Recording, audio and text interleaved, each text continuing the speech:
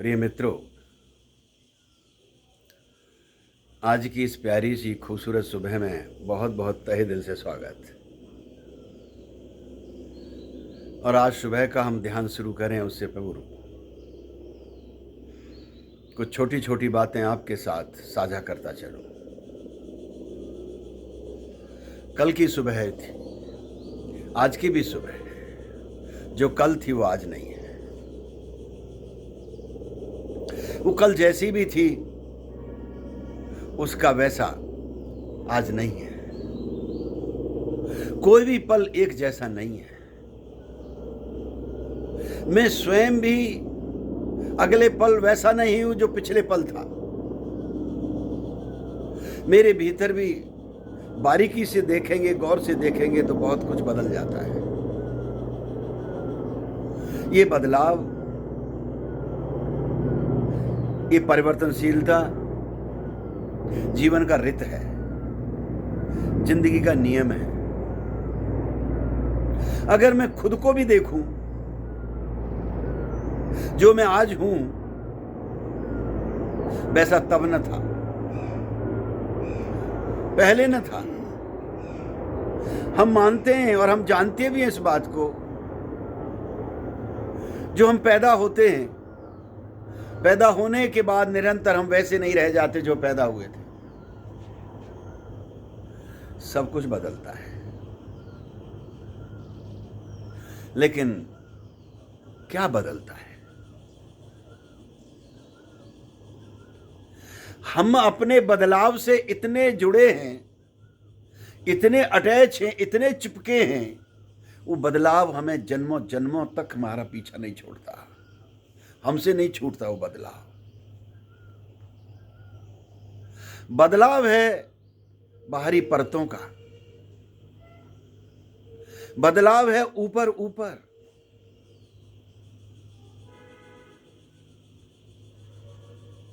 बदलाव है शरीर का, बदलाव है मन का, बदलाव है फीलिंग्स का, भावनाओं का।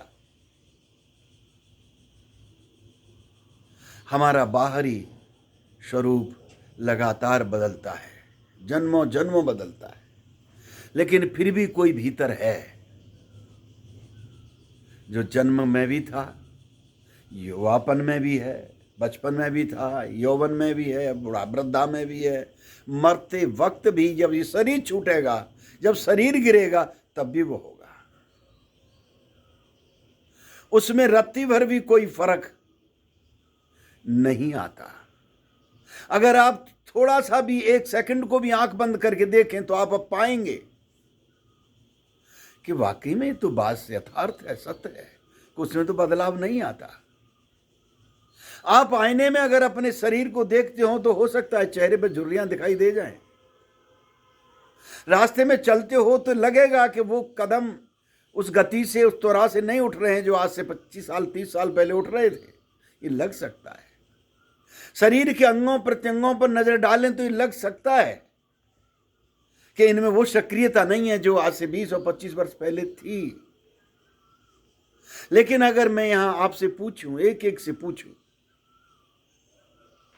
क्या कभी आपको एहसास हुआ कि मैं बूढ़ा हो गया हूं? कभी लगा कि मैं बूढ़ा हो गया हूं? मैं की बात हो रही है।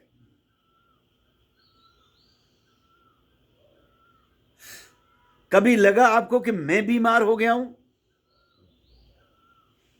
कभी लगा कि मुझ पर झुर्रियां पड़ गई हैं?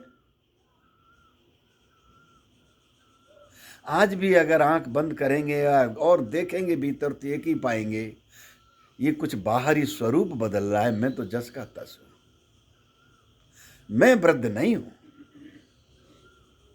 और मैं यकीनता के साथ कह रहा हूं इस बात को, अगर आप देखें, दूसरे जरूर कहेंगे ये 60 वर्ष का हो गया, ये 70 वर्ष का हो गया, 20 वर्ष का हो गया, लेकिन आपको रत्ती भर नहीं लग रहा होगा अभी भी, एक सेकंड को आंख बंद करेंगे आप 70 वर्ष के हो गए। और मुझे तो नहीं लग रहा है आप में। अगर आप 60 और 70 वर्ष या 55 के 50 के हो रहे हैं तो जो मैंने अभी आपके कदम उठते हुए देखे हैं वो कदम बताते हैं कि ऐसा शरीर फिर बूढ़ा नहीं होगा, वृद्ध नहीं होगा, निष्क्रिय नहीं होगा। निश्चित रूप से हर पल में बहुत कुछ बदल रहा है। वो एक अलग बात है कि उस बदलाव के साथ हम जुड़े रहते हैं। बस धर्म, अध्यात्म इसी बात का एक पायदान है कि उस पर खड़े होकर हम खुद को परख सकें, खुद को देख सकें कि हमसे कहीं चूक तो नहीं हो रही, कोई भूल तो नहीं हो रही। इसलिए बुद्धों को कहना पड़ा, क्यों इतने परेशान होते हो, क्यों इतने दुखी होते हो? जब वो पल न रहा तो ये पल भी नहीं रहेगा, ये भी बीत जाएगा। कौन ऐसा व्यक्ति है जिसके जीवन में थोड़े दुख के बादल नहीं छाए, उदासी का धुआं नहीं हुआ, कोहरा नहीं हुआ? कौन ऐसा है? क्या समझदार उस उदासी को, निराशा को, हताशा को लिए बैठा रहे? हम देखते हैं अपनी जिंदगी में, हम उदासी से भी गुजरते हैं, निराशा से भी गुजरते हैं। कुछ घंटों बाद, कुछ दिनों बाद वो कहां पीछे छूट जाती है उदासी, निराशा में पता भी नहीं लगता। हमारी बॉडी और माइंड हमें जीने के लिए केवल प्रेरित ही नहीं करता, बल्कि इस तरह की व्यवस्था भी करता है, मेरे बिना प्रयास के, मेरे बिना चाहे, कि अगर कुछ शरीर और मन के तल पर ऐसा घट जाए जो दुखदाई है, उसको गड्ढे को पूरा भर लेता है अपने आप। इसलिए आप जैसे ज्ञानियों ने कहा, अरे क्यों परेशान हो जाते हो, होते हो, वक्त सब गड्ढे भर देता है, थोड़ा इंतजार करो, वक्त सब गड्ढे भर देता है। और वक्त के गड्ढे भरने के सिर्फ दो ही कारण हैं, दो ही बातें हैं गड्ढे भरने के। एक, दूसरे नए काम काजों में जुड़ जाते हो, उनकी फिक्र लेने लगते हो, उनके लिए शक्ति ऊर्जा जुटाने लगते हो, उनके लिए व्यवस्था करने लगते हो, और उसके करने में जो पिछला था वो विस्मृत हो जाता है।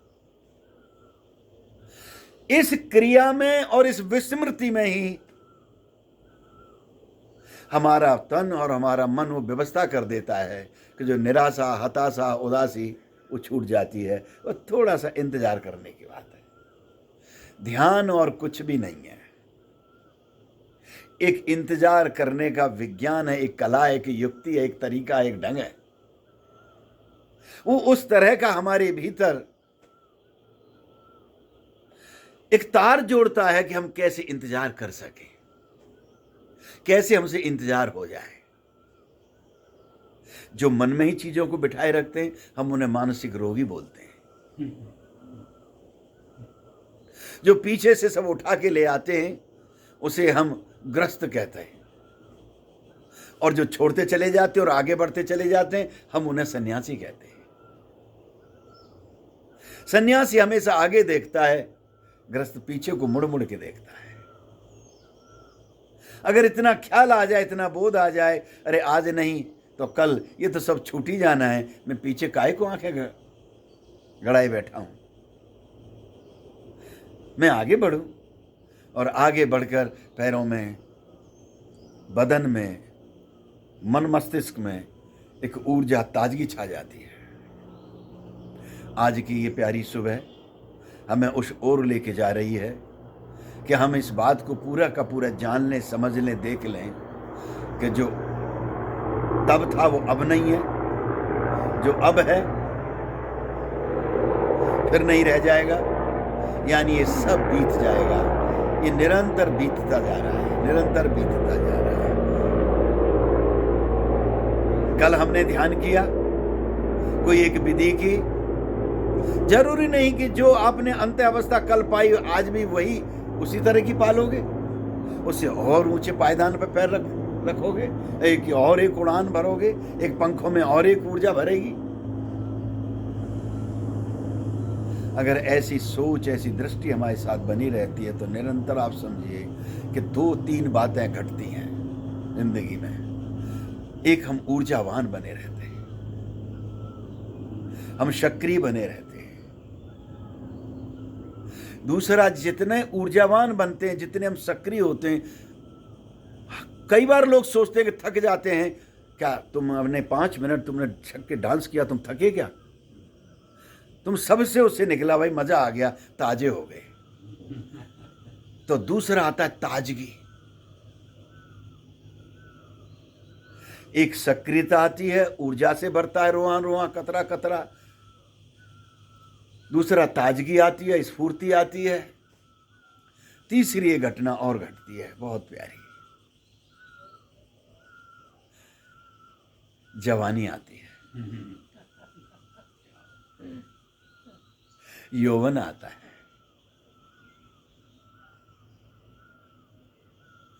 चौथी बात और आपसे प्रीत कर कहता चलो, जहां सक्रियता है, जहां ताजगी है, जहां यौवन है, मालूम है चौथा क्या होता है? वहां खूबसूरती होती है, सुंदरता होती है।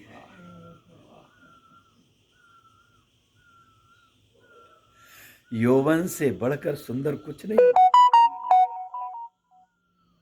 यौवन की अपनी सुंदरता होती है, और जहां सुंदरता होती है, इसलिए पूर्व के लोगों ने परमात्मा को नाम ही से नवाज दिया, सत्यम शिवम सुंदरम। इस सुंदरता को परमात्मा का नाम दे दिया। जहां सुंदरता है वहां परमात्मा है। ध्यान में जब हम डूबते हैं, उतरते हैं, धर्म के प्लेटफॉर्म पर जब आते हैं, धर्म की बगिया में जब हम प्रवेश करते हैं, आपने देखा नहीं बहुत बार क्या, जब किसी बगिया में आप जा रहे होते हो तो पैर रखने से पहले ही उसकी सुगंध, उसकी खुशबू आप पर आ जाती है, वहीं आ हो जाती है, अरे वाह। बस ऐसे ही है, जब धर्म की बगिया में हम कदम रखते हैं तो ये सब हमारे जीवन में प्रवेश करने शुरू हो जाते हैं। इसलिए भगवान श्री ने कहा, हर कोई समझदार जब जाग जाता है तो फिर विलंब नहीं करता, वो संन्यास्त हो जाता है। वो उस ओर देखना शुरू कर देता है, उस ओर चलना शुरू कर देता है। प्रश्न ये बात का नहीं है कि तुमने क्या पाया और क्या खोया। रत्ती भर प्रश्न इस बात का नहीं है कि तुमने क्या पाया क्या खोया, है तो इस बात का कि तुम उस मौजूदा वक्त में फील क्या कर रहे हो, महसूस क्या कर रहे हो।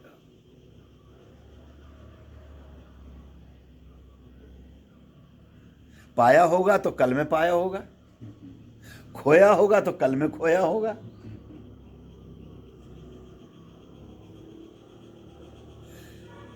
लखनऊ यूनिवर्सिटी में प्रोफेसर होंगे तो आप कल होंगे, पर आज तो आप फील कर सकते हो ना, अभी इस समय जो आप फील कर सकते हैं वही आपकी खुशबू है, वही आपकी सुगंध है, वही आपकी उड़ान है। हम में ऐसी उड़ान भरे, ऐसी हमें उड़ान आए। आज की सुबह में हम ध्यान में प्रवेश करते हैं। कल हमने अलग एक ध्यान किया था, आज हम एक दूसरे ध्यान में प्रवेश करेंगे, एक दूसरी विधि को लेंगे। मैंने कल आपसे कहा था कि सवाल ये नहीं है कि आप क्या करते हैं, सवाल ये है कि अगर आप नहीं करते हैं तो आप में बहुत कुछ खो जाएगा। आपने सुना है, मैंने भी सुना है, आपने भी किया होगा, मैंने तो किया है। आप में से कुछ का मैं नहीं कह सकता हूं कि कुछ ने किया है कि नहीं किया है। अब बाजार में अगर महिलाएं और पुरुष अपने हाथों को रंगते हैं, मेहंदी लगाते हैं, तो बाजार में उपलब्ध है। वो कीव मिलते हैं, क्या कीवी बोलते हो ना, क्या बोलते हैं, हाँ, कौन मिलते हैं, और बस आप खुद करते रहो, घुमाते रहो, तो कुछ न कुछ बनेगा ही और रंग तो जाएगा ही। न जाए किसी विशेषज्ञ के पास। वो जो कौन में रखी हुई मेहंदी है, वो रत्ती भर इस बात का फिक्र नहीं लेगी कि इसे विशेषज्ञ घुमा रहा है या अविशेषज्ञ घुमा रहा है। लग जाने के कुछ समय बाद आपका हाथ तो सुरख हो ही जाएगा।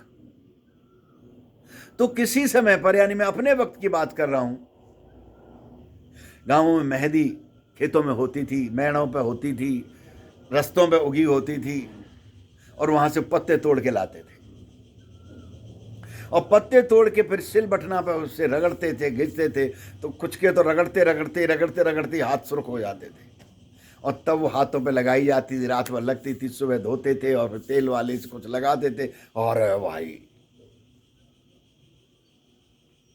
जब वो पत्ते पेड़ पे थे तो क्या सुर्ख कर रहे थे? क्या उनकी सुर्खता दिखाई दे रही थी? हम पत्ते तोड़ के लाए, सिल पर रखा, पानी डाला, बटना उठाया, उन्हें रगड़ा, कितना उद्यम किया, फिर हाथ पे लगाया अपने अपने तरीकों से, तब हाथ रंगा। ये ध्यान की विधियां भी ऐसी ही हैं। जब तक हम अपने तन और मन का दोनों का मिलन नहीं करेंगे, दोनों से हम युक्ति को नहीं करेंगे, तब तक हमारा चित्त, हमारा मन हर्षित प्रफुल्लित नहीं हो सकता। जब तक हम नहीं करेंगे तब तक हमें चैतन्य की अनुभूति नहीं हो सकती, निर्विचार चैतन्य में प्रवेश नहीं कर सकते। किसी विधि को जान लेना काफी नहीं है। अगर आप पर गुलाब जामुन बनाने की विधि आती भी हो तो क्या आपका मुंह मीठा हो जाएगा? मुंह में स्वाद आ जाएगा? साधन जुटाने पड़ेंगे आपको, गुलाब जामुन बनानी पड़ेगी आपको, खानी भी पड़ेगी आपको, तब स्वाद बता सकते हैं। ऐसा नहीं हो सकता कि एक गांव का किसान बाजार गया, शाम को बाजार से लौटा तो अपने मित्रों के साथ बैठ के चर्चा कर रहा था। किसी ने पूछा, भैया दिन भर दिखाई नहीं दिए? बोले मार्केट बाजार गया था, कुछ सामान खत्म हो रहा था। बोले तो और क्या क्या लाए? बोले सब कुछ लाया। बोले कुछ और बताओ? भाई जलेबी बड़ी स्वाद थी। संगी साथियों ने कहा कि कुछ और बताओ। उसने कहा भाई जलेबियां बहुत स्वाद थी। बोले कुछ लाए? बोले लाया तो नहीं। बोले कुछ खाई? बोले खाई तो नहीं। तो बोले जलेबी कैसी स्वाद हो गई? बोले जलेबी वाली की दुकान से एक व्यक्ति जलेबी लेके खा रहा था, बड़े स्वाद से खा रहा था। ऐसी चर्चा हम कर सकते हैं कि बड़े स्वाद से खा रहा था। अरे स्वाद से अगर वो खा रहा था तो तुम्हें क्या स्वाद का पता लग गया? हाँ, मुंह में पानी जरूर आ गया होगा।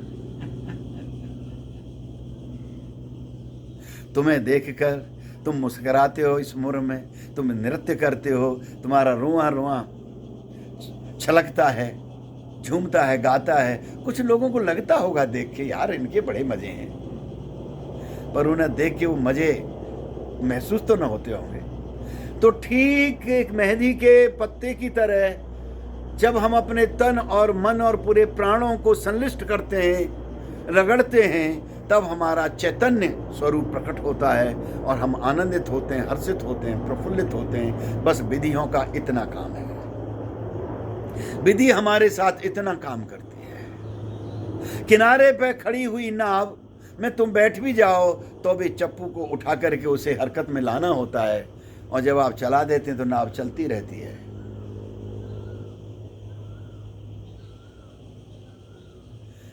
जीवन ऐसा ही है। तो हम विधि में प्रवेश करें, उससे पूर्व मैं इस विधि को समझा देता हूं। इसका नाम है सेक्स टू सुपर कॉन्शियसनेस। इसका नाम है ऊर्जा ध्यान योग।